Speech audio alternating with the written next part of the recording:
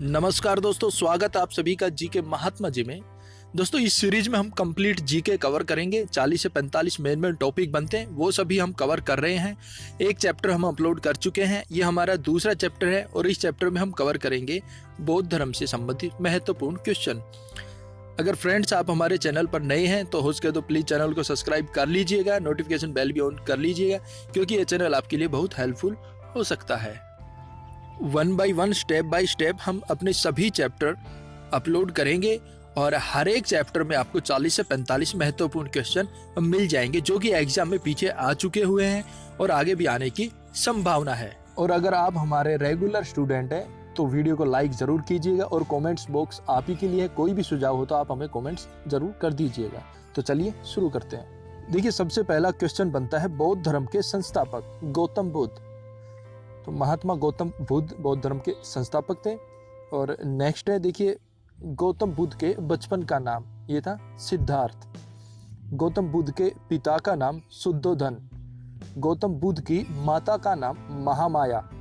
गौतम बुद्ध की पत्नी का नाम यशोधरा। देखिए, यहाँ कंफ्यूज होने वाली आपको कोई ज़रूरत नहीं है।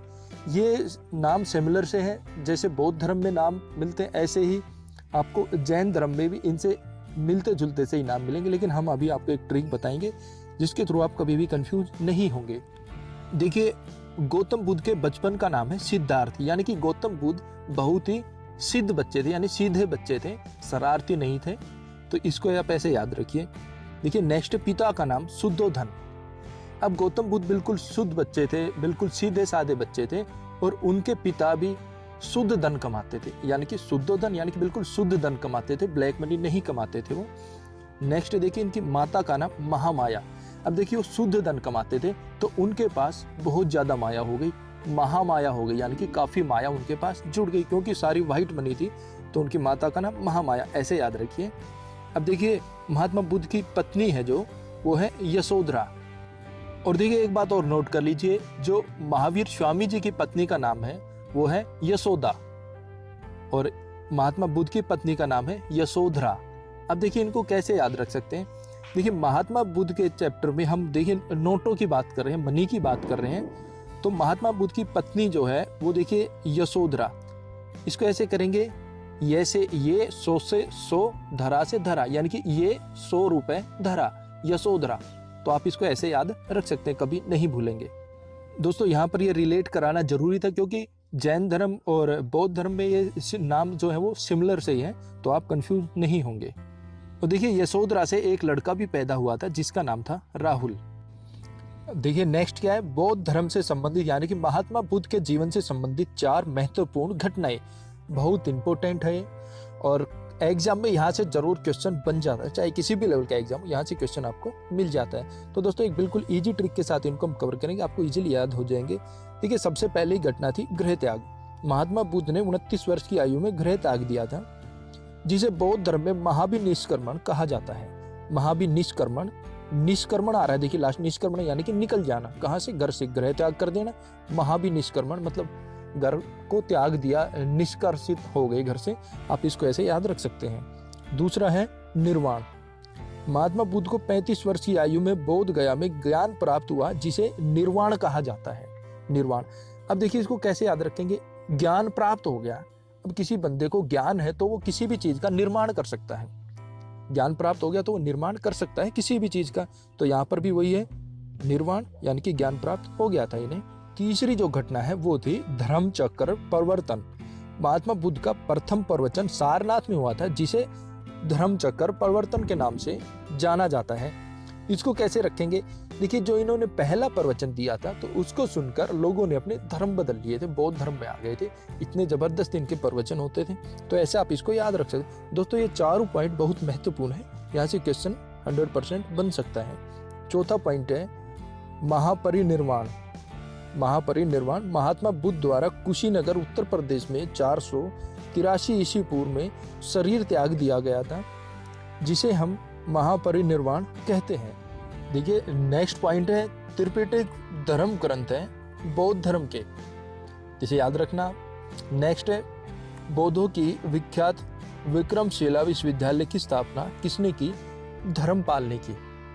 देखिए बौद्ध धर्म है और यहाँ भी धर्मपाल है, धर्मपाल बौद्ध धर्म, तो इसको ऐसे याद रख सकते हैं आप। नेक्स्ट है बौद्ध धर्म के प्रचार के लिए कौन सी भाषा होती थी, तो ये आप नोट कर लो, बौद्ध धर्म हो चाहे जैन धर्म हो, इनकी पाली भाषा होती थी। बौद्ध धर्म के लिए भी पाली भाषा होती थी और जैन धर्म के लिए भी पाली भाषा होती थी।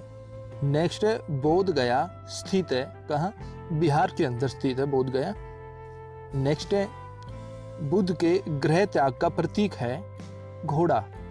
देखिए कैसे याद रख सकते हैं इसको, देखिए गृह त्याग, गृह को त्याग दिया तो गृह को त्याग के चलने लगे, तो किस पे चले वो, जब कार मोटरसाइकिल ये तो होती नहीं थी, ना साइकिल होती, तब उस टाइम होते थे घोड़े, तो ये घोड़े पर बैठकर गृह से निकल दिए, यानी कि घर से चल पड़े, तो इसको आप ऐसे याद रख सकते हैं।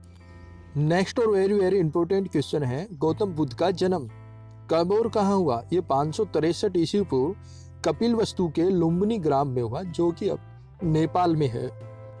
इसको कैसे याद रखेंगे, देखिए बुद्ध का जन्म हुआ, जब किसी का जन्म होता है तो खुशी का माहौल बनता है, और कपिलवस्तु, कपिल यानी कि क्लैपिंग की गई, लुम्बिनी यानी कि तुम्बी बजाए गए, ढोल लंगाड़े तुम्बियाँ बजाई गई, तो आप इसको ऐसे माइंड में रख सकते हैं।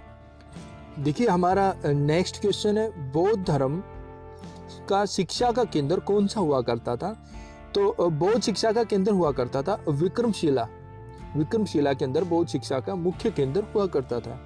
नेक्स्ट है भारत में सबसे बड़ा बौद्ध स्तूप कहाँ स्थित है, तो ये सांची स्तूप है और ये मध्य प्रदेश में है, सांची स्तूप मध्य प्रदेश में, इसको याद रखना आप। अब देखिए बात करते हैं बौद्ध संगतियों की, बहुत ही महत्वपूर्ण है, और 4 संगतियां हुई थी, कहाँ हुई थी, कब हुई थी, सभी हम डिटेल में जानेंगे, और यहाँ से भी क्वेश्चन काफ़ी बार बने हैं, तो इसको भी आप ध्यान से देख लीजिएगा। देखिए प्रथम बौद्ध संगति, इसे महासभा भी कहते थे, प्रथम बौद्ध संगति कहाँ हुई, राजगृह में। देखिए मेनली क्वेश्चन आता है कहाँ हुई, डेट के बारे में बहुत मुश्किल से पूछा जाता है, अगर क्वेश्चन बनेगा तो ऐसे बनेगा, प्रथम बौद्ध संगति कहाँ हुई, राजगृह में, तो इसको आप याद रखिए। अब देखिए इनको रिलेट भी करेंगे। नेक्स्ट देख लेते हैं कौन सी बौद्ध संगति है। पहली बौद्ध संगति हो गई राजगृह में, और देखिए दूसरी बौद्ध संगति है वैशाली में, और तीसरी जो बौद्ध संगति है वो हुई पाटलिपुत्र में, और चौथी बौद्ध संगति हुई कश्मीर में। दोस्तों डेट अगर याद करना चाहें तो आप कर सकते हैं, अदरवाइज पूछा यहीं से जाएगा, कहाँ हुई, स्थान के बारे में ज़्यादा पूछते हैं, तो देखिए इसको रिलेट करते हैं। सबसे पहले राजगृह, यानी कि एक बंदा जाता है राजगृह में, अब वहाँ पर उसको पसंद आ जाती है वैशाली, वैशाली नाम की युवती थी, राजकुमारी थी, वो उनको आ जाती है पसंद, और वो उससे कर लेता है शादी, और उनको एक पुत्र होता है, पाटलिपुत्र, देखिए लास्ट में आ रहा है पुत्र, उनको एक पुत्र होता है, और पुत्र होने के बाद वो घूमने के लिए कहाँ जाते हैं, कश्मीर में, वो पुत्र होने की खुशी में कश्मीर घूमने चले जाते हैं, तो बिल्कुल ईजी है। देखिए एक बंदा है राजगृह में जाता है, वो वैशाली जो राजकुमारी वो उनको पसंद आ जाती है, फिर वो शादी कर लेते, एक पुत्र होता है उनको, और वो घूमने के लिए जाते हैं कश्मीर में, तो इन चारों को आप ऐसे याद रख सकते हैं। नेक्स्ट और वेरी इंपॉर्टेंट क्वेश्चन है, बौद्ध धर्म 2 भागों में बटा, देखिए कौन कौन से 2 भागों में बटा था, हीनयान और महायान। अब देखिए हीनयान के समर्थन करने वाले कहते थे कि भाई बौद्ध धर्म में कोई बदलाव नहीं होना चाहिए, ये जैसे चल रहा था वैसे ही चलते रहना चाहिए, और जो महायान वाले थे वो कहते थे कि भाई इसमें समय समय पर बदलाव होना चाहिए, इसके नियमों में परिवर्तन होना चाहिए।